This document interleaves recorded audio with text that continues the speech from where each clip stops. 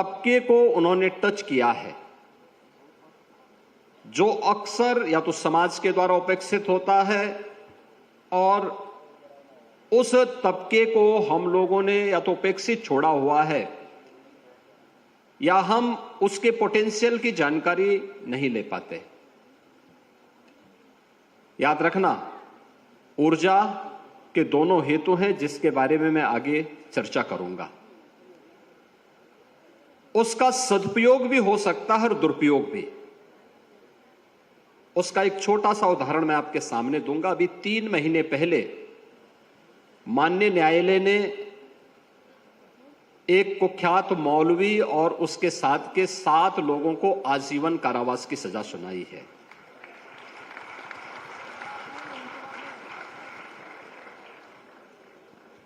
ये इसलिए सजा नहीं हुई कि वो मौलवी था,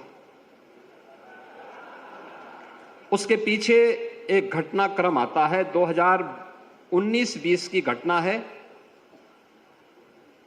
मेरे पास एक रिपोर्ट आई, एक मंदिर में एक संत पर मिलने की नियत से 2 युवा जा रहे थे, और जब उस युवाओं की जांच हुई तो उनके पास एक सामान्य ब्लेड मिली। उनसे पूछताछ करके छोड़ दिया गया। मैंने संत के बारे में डिटेल लिया और मैंने कहा दोनों युवा कौन थे। संबंधित जनपद के पुलिस अधीक्षक को मैंने फोन करके पूछा, मैंने कहा दोनों युवा कौन थे। तत्कालीन जो हमारे डीजीपी थे उनसे मैंने कहा भी इन दोनों युवाओं के बारे में डिटेल लो। कहा साहब ये दोनों हिंदू युवा थे ऐसा। मैंने कहा भी देखो मैं ये नहीं पूछ रहा हूं, एक मुझे बताओ कि उनके पास मिला क्या। कहा साहब एक ब्लेड था। मैंने कहा कैसा ब्लेड था। कहा वो सर्जिकल ब्लेड होता है। मैंने कहा सर्जिकल ब्लेड ये डॉक्टर इस्तेमाल करते हैं सर्जरी में, बहुत शार्प होता है। मैंने कहा बहुत छोटा सा होता है, 2 इंच का होगा, और 2-2.5 इंच का यह शार्प इंस्ट्रूमेंट इतना खतरनाक होता है कि अगर वह किसी को यहां कट मार दे तो मान के चलिए कि अगले 2-3 मिनट में उसकी डेथ हो जाएगी। तो मैंने कहा भी इतने खतरनाक इंस्ट्रूमेंट को लेकर के जा रहे हैं और आप उसको हल्केपन से ले रहे हैं। मैंने कहा एक मालूम करो दोनों युवा वास्तव में जिस नाम से, जो नाम उन्होंने बताया है, ये नाम उन्हीं का है या छद्म नाम है। तो पूछताछ हुई तो उन्होंने पहले अपना नाम उसी जनपद का बताया था। बाद में उसमें से एक युवा ने कहा कि साहब, एक उसने अपने दिल्ली का एड्रेस बताया, दूसरे ने हैदराबाद का बताया।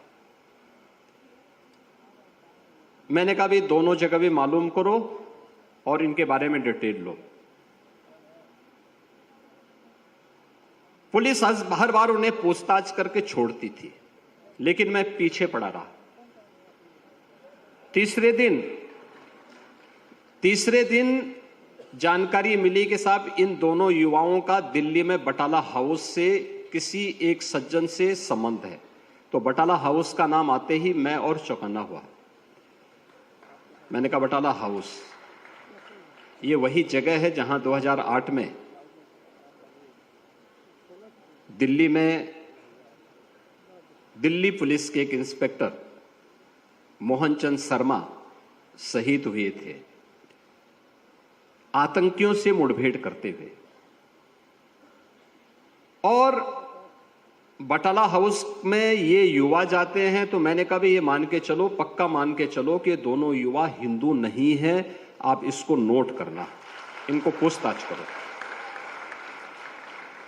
पूछताछ होती है, वे खुल लिए, उन्होंने बता दिया। उन्होंने कहा हाँ साहब, हम लोगों के 3 पीढ़ी पहले हमारे पूर्वज इस्लाम स्वीकार कर लिए थे।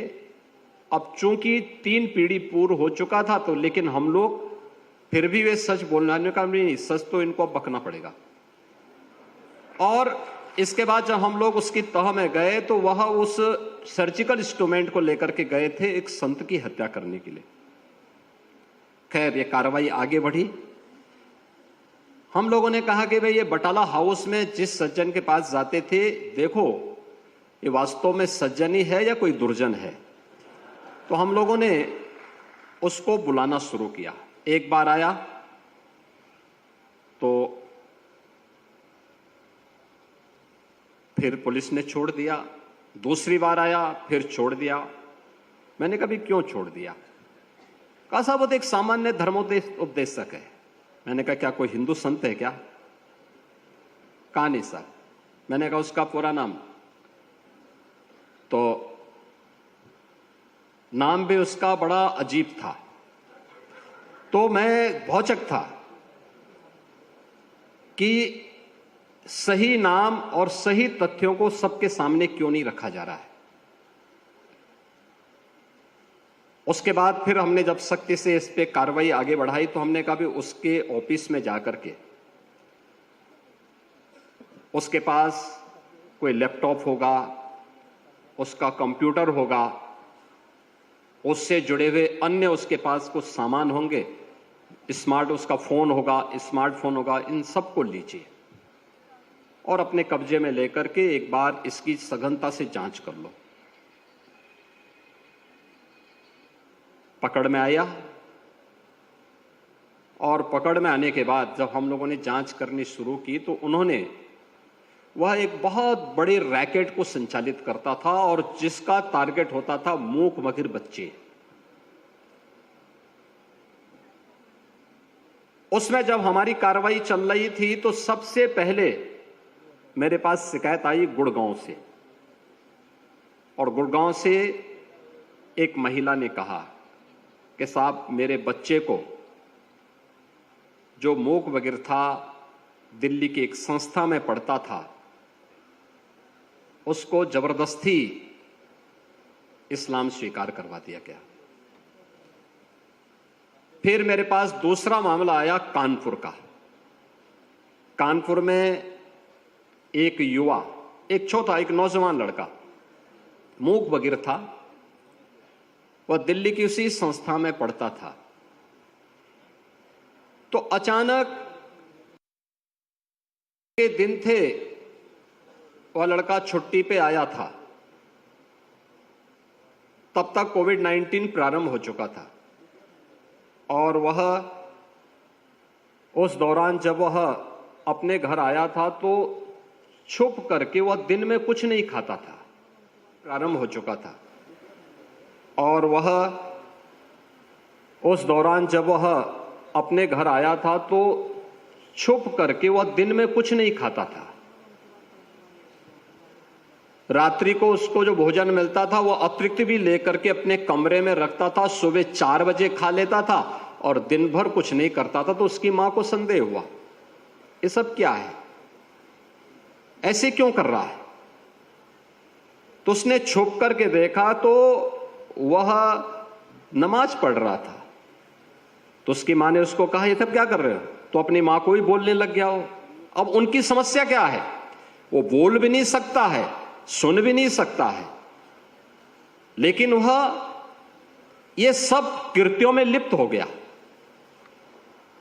हमने कहा भी ये कैसे हो सकता है? जो व्यक्ति सुन नहीं सकता है, वो बोल नहीं सकता है, वह कैसे नमाज पढ़ सकता है? कैसे, कौन सिखा रहा उसको? तो फिर पता लगा कि बटाला हाउस से जुड़ी हुई उस संस्था के द्वारा, जो अपने को धर्मोपदेशक कहता था, उसके द्वारा वहां पर एक इस प्रकार के स्मार्टफोन उन बच्चों को दिए जाते थे जिसमें वह उसके माध्यम से कोड भाषा में उनके साथ संवाद बनाता था, उनको ट्रेनिंग देता था और स्मार्टफोन के माध्यम से सारी उनकी एक्टिविटीज संचालित हो रही थी। और धर्मांतरण का एक बहुत बड़े रैकेट को हम लोगों ने पर्दाफाश किया था। ऐसे 500 परिवारों को उन्होंने अपनी चपेट में लिया था, जिसके खिलाफ हम लोगों ने एक बड़ी कार्रवाई की थी। और उस बड़ी कार्रवाई के परिणाम स्वरूप अभी 3 महीने पहले माननीय न्यायालय ने उसमें से 7 लोगों को आजीवन कारावास की सजा सुनाई है। आप याद करिए, आप ही के बीच में छुपे हुए ऐसे लोग जो छद्म रूप में धर्मांतरण की राष्ट्र विरोधी गतिविधियों को संचालित कर रहे हैं। लेकिन हम लोग ये मानते हैं कि ये लोग सपोर्ट कर रहे हैं। वे सपोर्ट नहीं कर रहे हैं, वे सेवा की सौदेबाजी कर रहे हैं। और उस सौदेबाजी पे लगाम लगाना, उसको देखना समाज के प्रबुद्ध जनों का, समाज से जुड़े हुए जागरूक नागरिकों का यह दायित्व बनता है। यह केवल एक संगठन का काम नहीं, किसी सरकार का मात्र कार्य नहीं, बल्कि हर राष्ट्रभक्त का कार्य होना चाहिए, हर जागरूक नागरिक का कार्य होना चाहिए। और यही कार्य यहां पे टीस जैसी संस्थाएं, यहां पर दिपेश नायर जैसे नौजवानों के माध्यम से कर रही हैं और ये अभिनंदनीय प्रयास है। मैं इसके लिए दिपेश जी आपका और आपकी पूरी टीम का हृदय से अभिनंदन करता हूं, स्वागत करता हूं। आज आपको यहां पर प्रोफेसर यशवंतराव केलकर युवा पुरस्कार से आपको सम्मान किया गया। सचमुच इस सम्मान का गौरव बढ़ा है, क्योंकि छद्म रूप से जो लोग हमारे बीच में, हमारे ही लोगों को तोड़ करके धर्मांतरण की राष्ट्र विरोधी गतिविधियों को बढ़ावा देने के लिए जिस प्रकार के षड्यंत्र कर रहे हैं, उनके एक बड़े नेटवर्क को आपने एक ब्रेकर दे दिया है अपने संस्था के माध्यम से कि नहीं, आप आगे नहीं बढ़ सकते। ये लक्ष्मण रेखा है, उस लक्ष्मण रेखा को आपने तय किया, आपकी संस्था तय कर रही है और ये सबकी जिम्मेदारी बनती है। आज तो दिव्यांगजनों के लिए प्रधानमंत्री मोदी जी के नेतृत्व में 4% आरक्षण की सुविधा दी जा रही है और 16 से अधिक कैटेगरी को इसमें लिया गया है। अगर थोड़ा भी हम उन्हें प्रशिक्षित कर लें, थोड़ा भी उनके लिए एक प्लेटफॉर्म उपलब्ध करवा लें, तो वह जीवन के प्रत्येक क्षेत्र में आगे बढ़ सकते हैं। और याद करिए, प्रतिभा किसी व्यक्ति, किसी जाति, किसी मत और मजहब की मोहताज नहीं होती है, हर एक जगह छुपी हुई है। अगर ईश्वर ने कहीं कमी की है तो उसकी पूर्ति भी करता है, याद रखना, उसकी पूर्ति भी करता है। और उसकी पूर्ति में हम सब सहभागी बन पाएंगे तो ये ईश्वरीय कार्य होगा। और ईश्वरीय कार्य से जुड़े हुए हैं आज के यशवंतराव केलकर पुरस्कार प्राप्तकर्ता श्री दिपेश नायर। मैं उनका और उनकी पूरी संस्था का हृदय से अभिनंदन करता हूं और यह प्रतिष्ठित युवा पुरस्कार प्राप्त होने पर उन्हें हृदय से बधाई देता हूं। मित्रों, प्रोफेसर यशवंतराव केलकर जी के बारे में यहां पर हमारे क्षेत्रीय संगठन मंत्री जी ने आपके सामने विस्तार से रखा। अखिल भारतीय स्वरूप देने के साथ ही एक बड़े दुनिया के सबसे बड़े छात्र संगठन के रूप में विद्यार्थी परिषद तैयार हो, अपने मूल्यों और अपने आदर्शों को ध्यान में रख करके वो कार्य कर सके। इन बातों को लेकर के जब विद्यार्थी परिषद कार्य करता है तो वह सचमुच आज की एक आवश्यकता बन जाती है और उन्हीं आवश्यकताओं को लेकर के यह युवाओं का एक संगठन युवाओं को प्रोत्साहित करने के लिए निरंतर कार्य कर रहा है। यह हमारा सौभाग्य है कि मुझे स्वयं भी अखिल भारतीय विद्यार्थी परिषद के माध्यम से अपने विद्यार्थी जीवन में कार्य करने का अवसर प्राप्त हुआ। अनेक रचनात्मक कार्यक्रमों को आगे बढ़ा करके राष्ट्रवादी मिशन के साथ जोड़ने की एक आधारशिला है, उसे एक नई दिशा देने का माध्यम बनती है, उसे समाज के विभिन्न तबकों के माध्यम से आगे बढ़ने के लिए एक प्लेटफॉर्म भी उपलब्ध करवाती है। लेकिन महत्वपूर्ण ये कि अखिल भारतीय विद्यार्थी परिषद छात्रों के, युवाओं का एक सबसे बड़ा दुनिया का संगठन है, तो हमारे सामने सबसे बड़ा प्रश्न ये उठता है कि वास्तव में युवा कौन है। जब युवा की हम चर्चा करते हैं, बहुत सारे मुद्दे हमारे बीच आते हैं, बहुत सारे बातें हमारे सामने आती हैं और मैं इस पे अक्सर चर्चा करता हूं। आप पूर्वी उत्तर प्रदेश में हैं। 1857 की क्रांति, प्रथम स्वातंत्र समर को आगे बढ़ाने वाले, 80 वर्ष की उम्र में अंग्रेजों के खिलाफ उस युद्ध को प्रखरता के साथ लड़ने वाले, उस समय के जो अमर सेनानी थे बाबू कुंवर सिंह जी, जिनके बारे में कहा जाता है कि बिहार के आरा से लेकर के आजमगढ़ तक उन्होंने अंग्रेजों को पीछे हटने के लिए मजबूर कर दिया था। अगर हम उनकी चर्चा करते हैं, या संपूर्ण क्रांति के नायक जयप्रकाश नारायण हो या वीर बंदा बैरागी हो, या फिर एक ही जन्म में दो आजन्म कारावास की सजा प्राप्त करने वाले वीर सावरकर,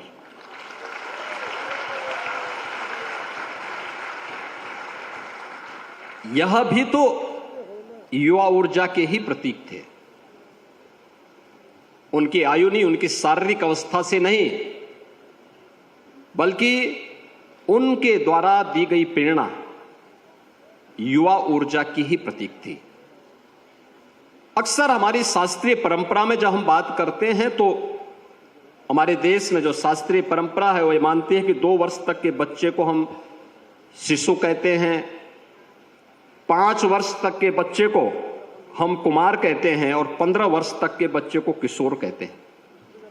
लेकिन 16 वर्ष से लेकर के 40 वर्ष तक की उम्र वो ये होती है जो युवा ऊर्जा की प्रतीक मानी जाती है, और यही युवा ऊर्जा हम लोग अक्सर मानते हैं।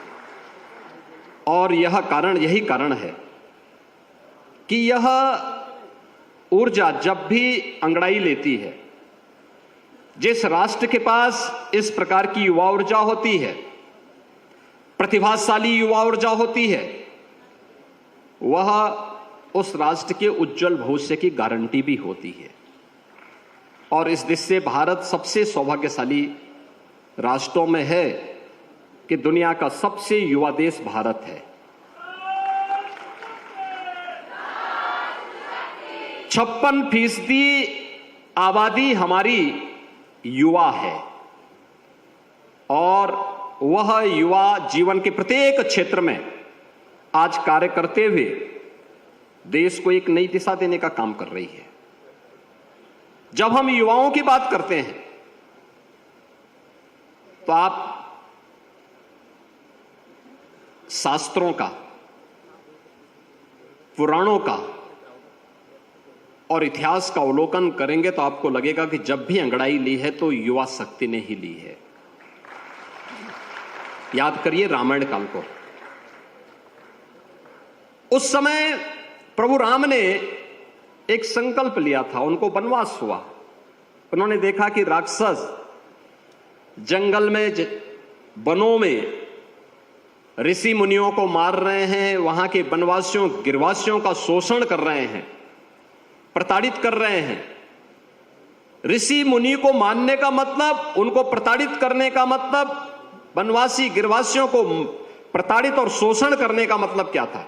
भारत की ज्ञान की परंपरा को अवरोध करना, भारत के शोध और इनोवेशन के कार्यक्रम को बाधित करना, और वनवासी और गिरवासियों को शोषण का शिकार बनाने का मतलब था भारत की एकता को खंड खंड में विभाजित करना। और तब भगवान राम को एक संकल्प लेना पड़ा था कि निस्सरहीन करो मही भुज उठाए प्रण कीन। यानी इसका संकल्प लेने वाले प्रभु राम हो, या फिर कंस के आतंक से त्रस्त मथुरा को भयमुक्त वातावरण देने वाले, उस भयाक्रांत से मुक्त करने वाले, परित्राणाय साधुनाम विनाशाय च दुष्कृताम का संदेश देने वाले प्रभु श्री कृष्ण, या फिर पूरी दुनिया को निर्वाण का संदेश देने वाले, या आप दीपो भव के माध्यम से अपने अंदर के ज्योति को देखने की प्रेरणा प्रदान करने वाले भगवान बुद्ध हो या महावीर, इन सबके जीवन को ले, या फिर आदि शंकराचार्य मात्र 32 वर्ष की आयु तक जिए थे। मित्रों, अगर आप युवाओं की स्थिति को देखें, वीर अभिमन्यु महाभारत के सबसे ऊर्जावान युवाओं में हैं। जब 7-7 महारथी उन्हें घेर रहे हैं तो वीर अभिमन्यु की आयु मात्र 16 वर्ष की थी। 16 वर्ष का एक युवा महाभारत के युद्ध में अपने शौर्य का परिचय दे रहा है, और एक नहीं कई कई कौरवों के महारथी घेर रहे हैं उनको, तब जाकर के वह वीर अभिमन्यु पर तब भी वह विजय प्राप्त नहीं कर पा रहे हैं। यह स्थिति उस कालखंड की थी। या फिर 1.25 लाख से एक लड़ाऊं तो गोविंद सिंह नाम कहाऊं, खालसा पंथ के संस्थापक गुरु गोविंद सिंह जी महाराज।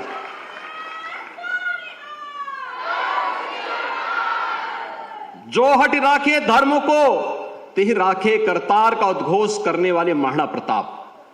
याद करिए, 27 वर्ष की उम्र में हल्दी घाटी का पहला युद्ध महाराणा प्रताप ने लड़ा था, मात्र 22,000 सैनिकों के साथ।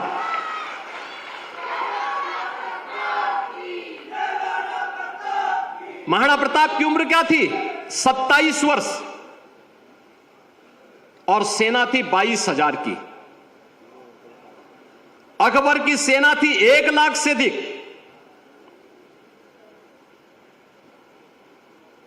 और लगातार 30 वर्ष तक महाराणा प्रताप इस युद्ध को लड़ते रहे, और अंततः अपने सारे दुर्ग और किलों को उन्होंने अकबर से वापस लेकर के उस समय भारत के स्वाभिमान और सम्मान की, स्वदेश और स्वाभिमान का क्या परिचय होना चाहिए, यह उन्होंने करके दिखाया था।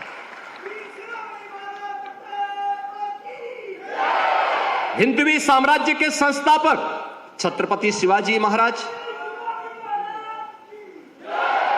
ये सभी महापुरुष कौन थे?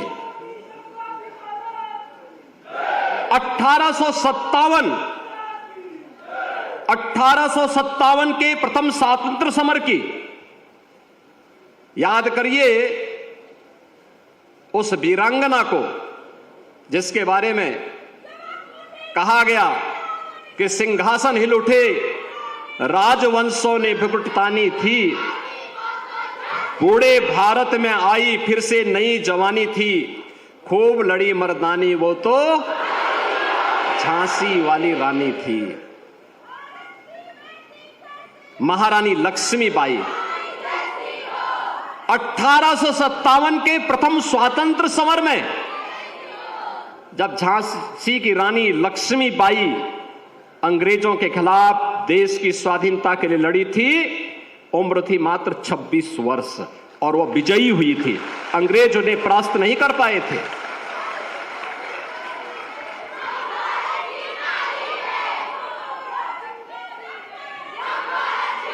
तुम मुझे खून दो, मैं तुम्हें आजादी दूंगा। इसका संदेश देने वाले नेताजी सुभाष चंद्र बोस हो, या फिर हे इस भारतवर्ष में 100 बार मेरा जन्म हो, कारण सदा ही मृत्यु का देशोपकारक कर्म हो, इसका उद्घोष करने वाले काकोरी ट्रेन एक्शन के महानायक पंडित राम प्रसाद बिस्मिल, ठाकुर रोशन सिंह, अस्फाउल्लाह खां, चंद्रशेखर आजाद, राजेंद्र प्रसाद लाहिड़ी, ये सभी महान क्रांतिकारी, ये सब युवा ही थे। और वीर सावरकर को जब एक ही जन्म में 2 आजन्म कारावास की सजा हुई थी। वीर सावरकर दुनिया के पहले क्रांतिकारी हैं जिन्हें एक ही जन्म में 2 आजीवन कारावास की सजा हुई थी। उस समय वीर सावरकर की उम्र मात्र 28 वर्ष थी। और याद करिए गुरु गोविंद सिंह जी महाराज के 4 साहबजादों को, साहबजादा अजीत सिंह, साहबजादा जुझार सिंह, साहबजादा फतेह सिंह, साहबजादा जोरावर सिंह, क्या उम्र थी? 7 साल, 9 साल, 11 साल, 14 साल। यानी ये सभी उस उम्र में देश के लिए लड़ रहे हैं, धर्म के लिए लड़ रहे हैं। और पूरी दुनिया के अंदर, और विद्यार्थी परिषद अक्सर उन कार्यक्रमों में सहभागी बनता है जिन्होंने पूरी दुनिया को संदेश दिया था भारत की वैदिक परंपरा के बारे में, और कहा था गर्व से कहो हम हिंदू हैं।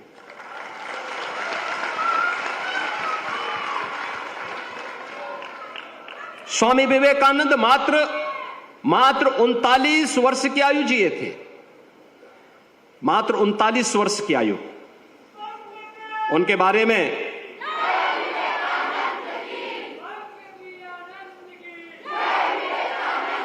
स्वामी विवेकानंद ने के बारे में गुरुदेव रविंद्रनाथ टैगोर ने एक बात कही थी।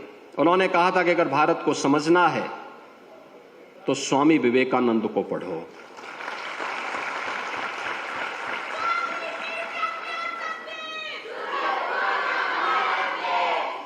याद रखना, युवा केवल भारत में ही नहीं, दुनिया के अंदर भी जहां इस युवा ऊर्जा का सम्मान हुआ है, सही दिशा मिली, उसने अपनी प्रतिभा का लोहा मनवाने में कोई कोताही नहीं बरती। आज यहां पर हम लोग भले ही दिव्यांग जन के लिए कार्य करने वाली एक संस्था के को फाउंडर को यहां पे सम्मान किया जा रहा है, लेकिन दुनिया के अंदर दृष्टिबाधितों की पहली जो प्रेस हुई थी ब्रेन लिपि में, वह उसके जो लुइस ब्रेल थे, उन्होंने मात्र 15 वर्ष की अवस्था में ब्रेन लिपि का आविष्कार किया था, मात्र 15 वर्ष की आयु में। आइंस्टीन के बारे में कहा जाता है कि 16 वर्ष की अवस्था में ही उन्होंने सापेक्षता के सिद्धांत की पुष्टि की थी, और न्यूटन के बारे में कहा जाता है कि 23 वर्ष की अवस्था में ही उन्होंने गुरुत्वाकर्षण के सिद्धांत को खोज डाला था। यह है युवा शक्ति। वह चाहे तो जहां चाहा वहां रहा, और मुझे लगता है कि अखिल भारतीय विद्यार्थी परिषद उसका एक सशक्त प्लेटफॉर्म बन सकता है, बना है और बन सकता, और मजबूती के साथ बन सकता है। लेकिन इसके लिए हमें प्रयास करने पड़ेंगे। इसके लिए हमें समय के सापेक्ष अपने आप को तैयार करना पड़ेगा, और वह है कि जब आप अखिल भारतीय विद्यार्थी परिषद की बात करते हैं तो पहले युवा ऊर्जा आ गई, युवाओं का संगठन भी है, लेकिन आपने अपना स्लोगन भी दिया है, ज्ञानशील एकता।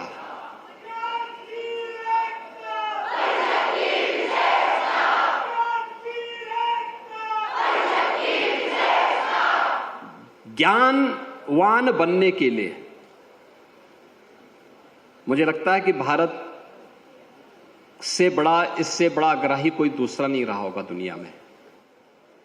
श्रीमद् भगवद गीता ने तो इसके बारे में कहा है कि नहीं ज्ञानेन सदृश्यम पवित्रम में विद्यते, यानी ज्ञान की परंपरा से पवित्र भारतीय मनीषा ने किसी अन्य कार्य को नहीं माना, और यही कारण रहा है कि हमारे यहां ऋषि परंपरा का प्राचीन काल से ही बड़ा सम्मान रहा है।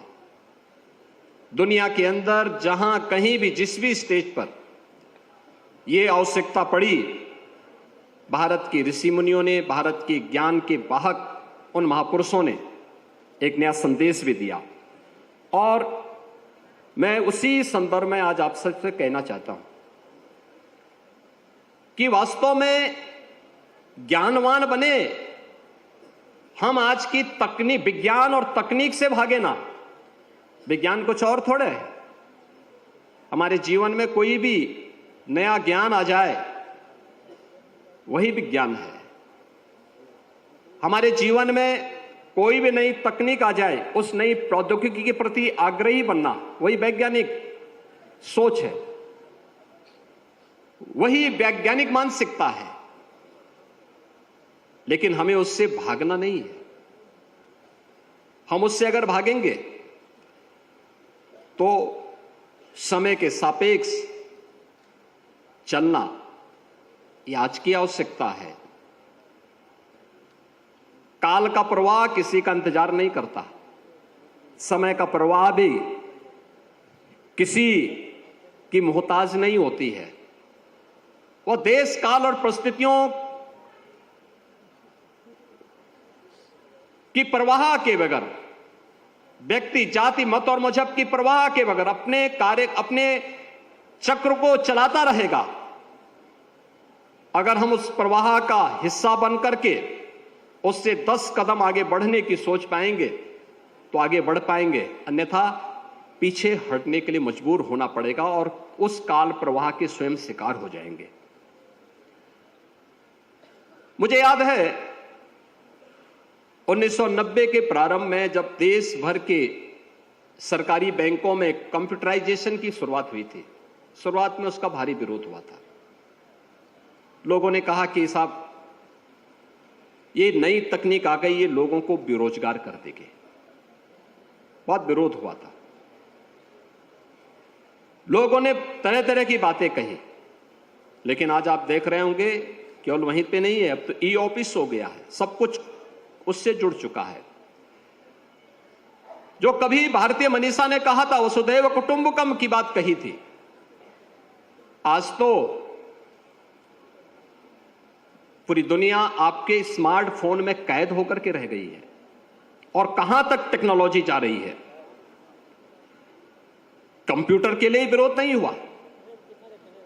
इससे पहले प्रेस आया था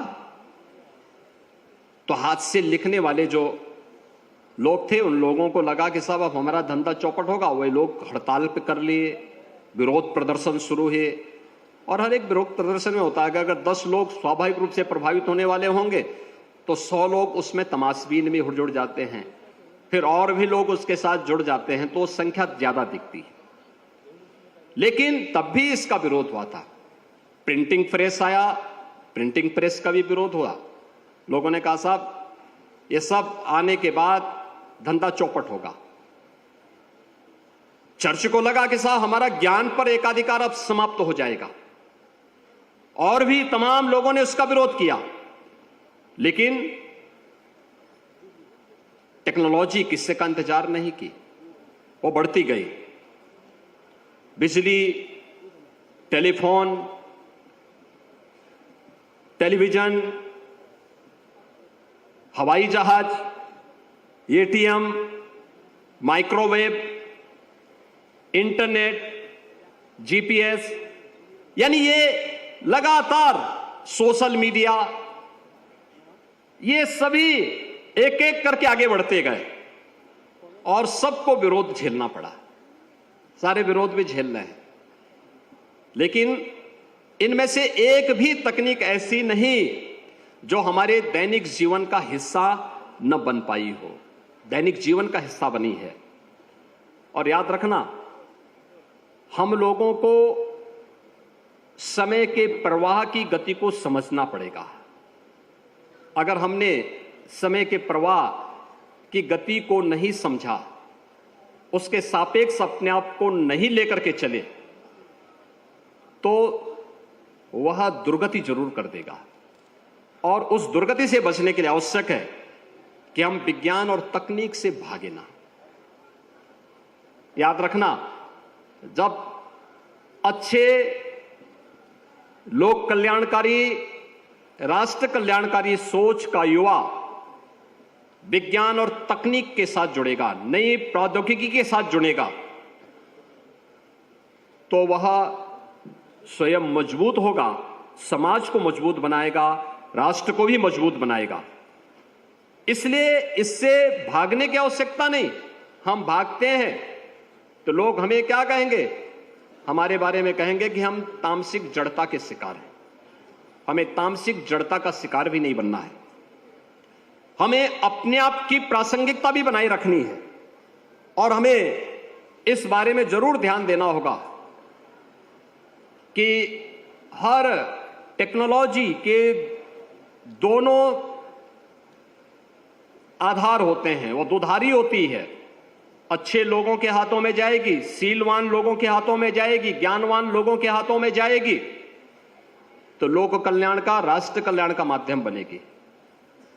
अगर वही दुधारी तलवार नकारात्मक सोच के लोगों के हाथों में जाएगी, आतंकवाद को बढ़ावा मिलेगा, विध्वंसात्मक ताकतों को बढ़ावा मिलेगा, राक्षसी प्रवृत्ति को, दानवी ताकतों को उससे आगे बढ़ने के लिए अपनी नकारात्मक गतिविधि को आगे बढ़ाने का एक अवसर प्राप्त होगा। और यह अक्सर देखने को मिला है कि आज से नहीं, ये सृष्टि के कालखंड से देखने को मिलता है कि दैवीय शक्तियां, सकारात्मक शक्तियां, ज्ञानवान और शीलवान शक्तियां हमेशा अपने को कहीं ना कहीं रिजर्व करके फिर कदम रखती हैं। और परिणाम क्या रहा? एक समय ऐसा भी आता है जब किसी दतीची को अपनी हड्डी दान देने के लिए मजबूर होना पड़ता है। एक समय ऐसा भी आता है जब इसकी भारी कीमत हमें चुकानी पड़ती है। कीमत चुकाने का समय नहीं, बल्कि अपनी तकनीक का कीमत लेने का समय है और उस कीमत के लिए हम सबको आगे बढ़ने की आवश्यकता है। मुझे बताइए ना, आज आपको, आप में से बहुत सारे युवा होंगे या किसी को भी, कोई भी व्यक्ति है, अगर किसी को कोई एक आलेख तैयार करना है, आपको सामान्य रूप से तैयार करने में 4-6 घंटे, 10 घंटे, 12 घंटे लगेंगे। अगर किसी एक फील्ड के बारे में आपको तैयार कोई जानकारी है या नहीं है, लेकिन आप चैट जीपीटी के पास जाइए, उस सॉफ्टवेयर में जाएंगे तो वह आपको अगले 2 मिनट में, 3 मिनट में आपको एक आलेख दे देगा। और ठीक है, यह आपके विवेक और आपकी बुद्धि पर निर्भर करता है कि आप उसमें कितना सुधार कर सकते हैं। वह आपको एक आलेख बना के दे देगा। मैंने स्वयं अखिल भारतीय विद्यार्थी परिषद के इस राष्ट्रीय अधिवेशन से जुड़े हुए कार्यकर्ताओं से मेरे कार्यालय ने अनुरोध किया था। उन्होंने भेजा था कार्यक्रम के बारे में, और कार्यक्रम में प्रोफेसर यशवंतराव केलकर जी के बारे में। यहां से गया था 1 पेज का, मैं चैट जीपीटी पे गया और मुझे 4 पेज का वहां से पूरा अपने आप एक आलेख मुझे मिल गया, हम लोगों को मिल गया। तो चैट जीपीटी या आर्टिफिशियल इंटेलिजेंस कितने लोगों को बेरोजगार करेगी? क्या हम इसे रोक पाएंगे? और नई प्रौद्योगिकी के अनुकूल होकर के अगर हम उसका सदुपयोग करना सीख लें तो यह न जाने कितने लोगों के हाथों को काम दे सकता है, कितने लोगों को आगे बढ़ने के लिए प्रेरित कर सकता है।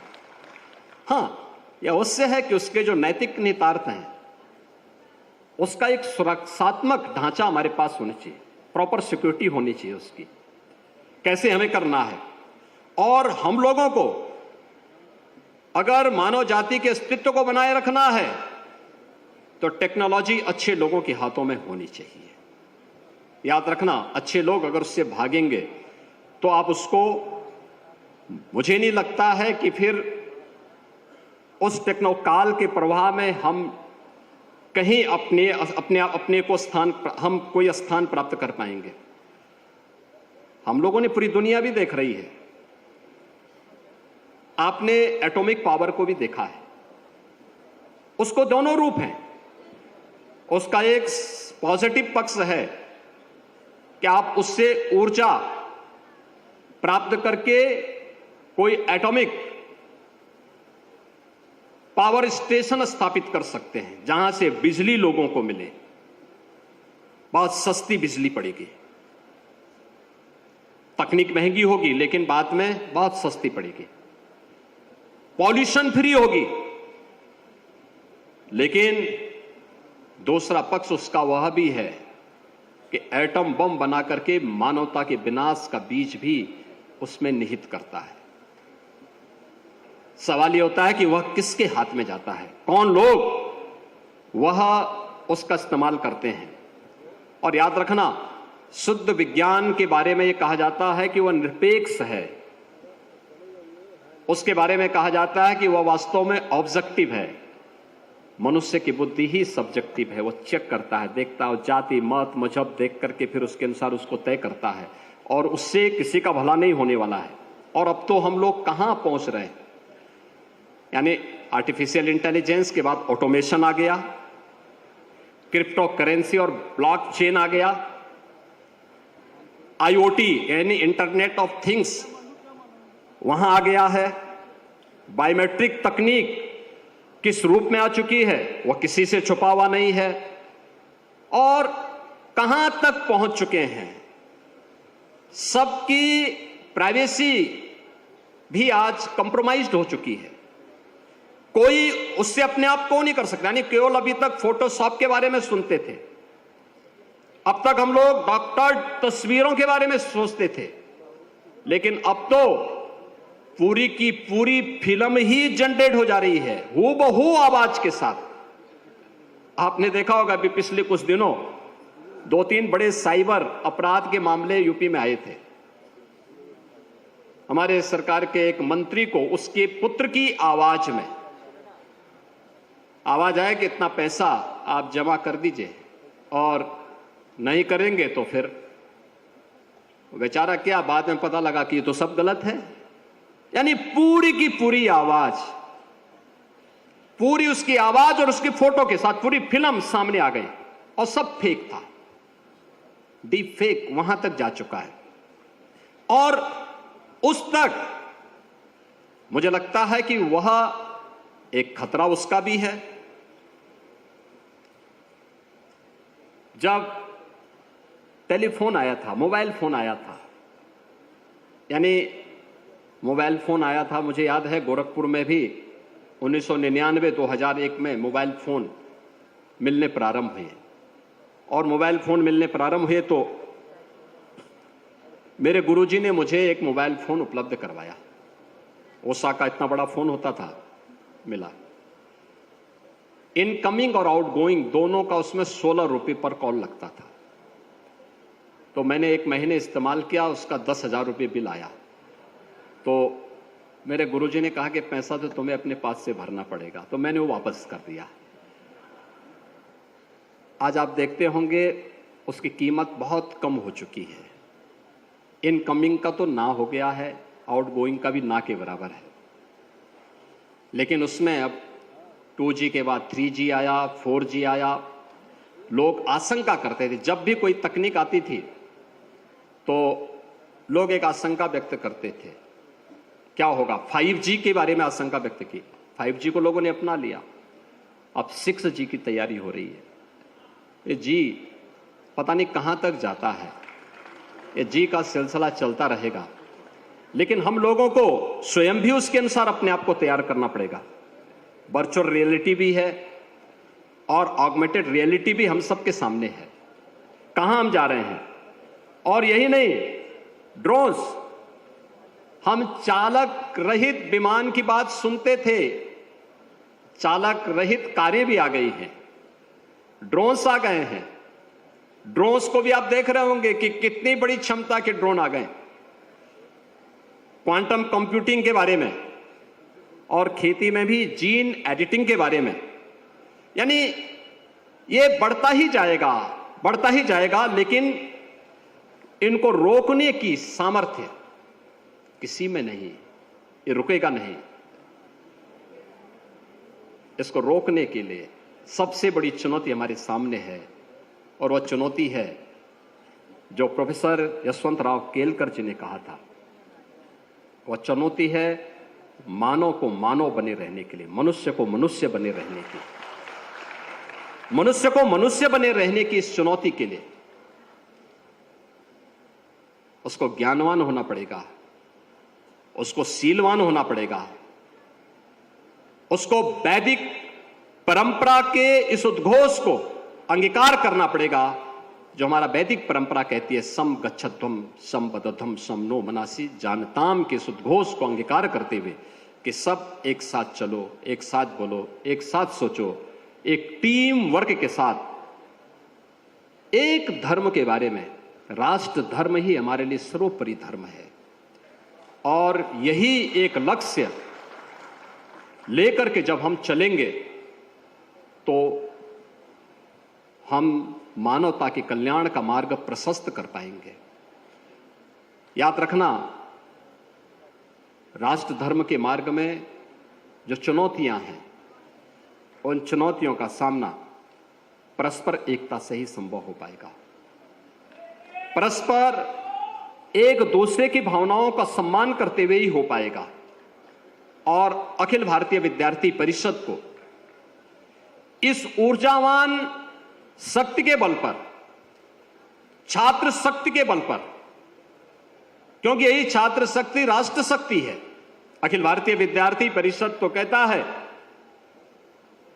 कि युवा कल का नहीं आज का नागरिक है, और आज का नागरिक है तो उसको हम लोग आज के दिन पर ही उस राष्ट्र धर्म के मार्ग पर आगे बढ़ा करके, देश के यशस्वी प्रधानमंत्री ने देश के सामने देश की शताब्दी वर्ष के लिए जो टारगेट तय किया है,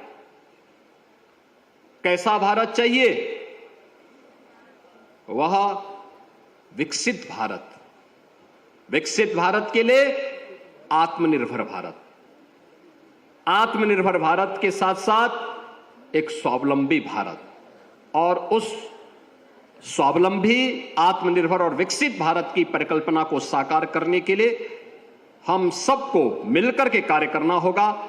अखिल भारतीय विद्यार्थी परिषद इस दिशा में एक सकारात्मक पहल को लेकर के आगे बढ़ रहा है। यह अत्यंत अभिनंदनीय है। और 70वां अधिवेशन यहां पे बाबा गोरखनाथ की इस पावन धरा पर दुनिया के सबसे बड़े आध्यात्मिक प्रेस, गीता प्रेस की इस कर्म भूमि पर महान क्रांतिकारी शहीद बंधु सिंह और पंडित राम प्रसाद बिस्मिल के इस क्रांति धरा पर यह 70वां अधिवेशन, और इसमें भी प्रोफेसर यशवंतराव केलकर युवा पुरस्कार सम्मान का आयोजन अत्यंत सराहनीय पहल और अभिनंदनीय है। मैं एक बार फिर से पुरस्कार प्राप्त करता श्री नायर को हृदय से उनको बधाई देता हूं, उनके कार्य की सराहना करता हूं और विश्वास व्यक्त करता हूं टेक्नोलॉजी हम उन लोगों तक भी जरूर पहुंचाएं जो लोग अब तक इससे वंचित हैं और उसके लाभ से किन्हीं कारणों से उन्हें रोका गया है। अगर हम उन तक पहुंचा पाएंगे तो राष्ट्र की अपूर्णीय क्षति करने वाले नकारात्मक ताकतों को हम परास्त करने में सफल होंगे। इस संपूर्ण आयोजन के प्रति मेरी मंगलमय शुभकामनाएं हैं। धन्यवाद। जय हिंद।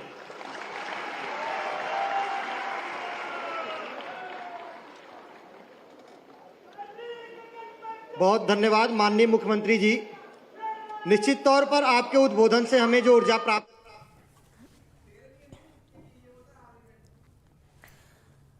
तो बता दें कि मुख्यमंत्री योगी आदित्यनाथ जो कि एबीवीपी के अधिवेशन में शामिल होने के लिए पहुंचे और इस कार्यक्रम को उन्होंने संबोधित किया और साथ ही उन्होंने अपने कई एक्सपीरियंस भी शेयर किए यहां पर एबीवीपी के कार्यकर्ताओं के साथ में।